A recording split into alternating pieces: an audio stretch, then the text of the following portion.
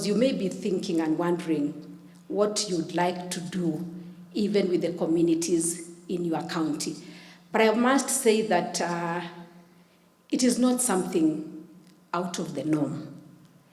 It is the thing that you have always desired to do, and it is that problem that you see in society that you have always wanted to solve.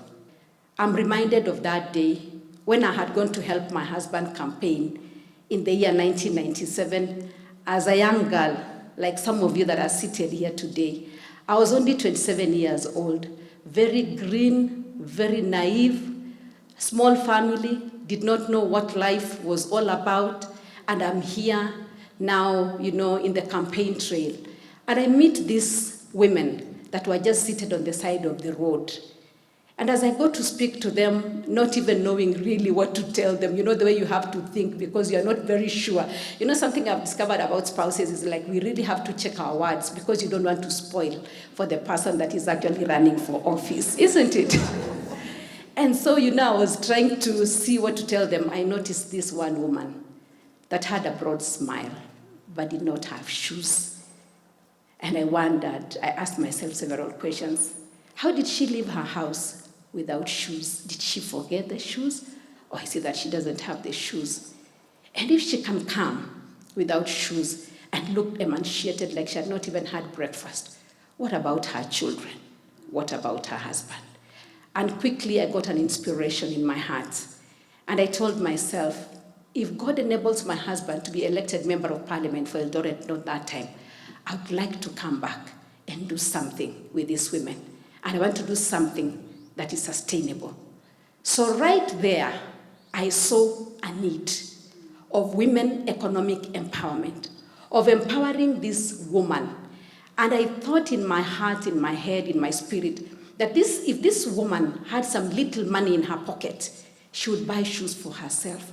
She would eat a good breakfast. She will take care of her children, and she will take care of her family and her husband. And I came praying, thinking, looking for sustainability, something that would be sustainable, and it took me 12 years. In the year 2009, a friend of mine walked to my office, and she told me about the concept of table banking. And that is what I took to the women of Eldoret North. Table banking, a concept that had been written by the then Poverty Eradication Commission. It was just lying in the shelves. It had been piloted in Gatanga and in Bondo, and it was left there.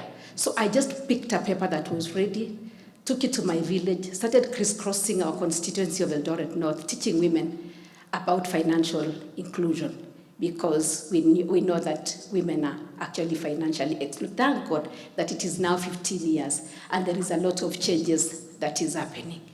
And so that is how Joyful Women Organization was born on the 31st of August of 2009, under a tree.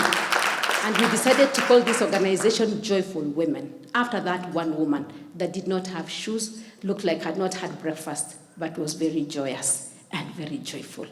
And we said, we want to take this joy to every home. And how do we take this joy to every home?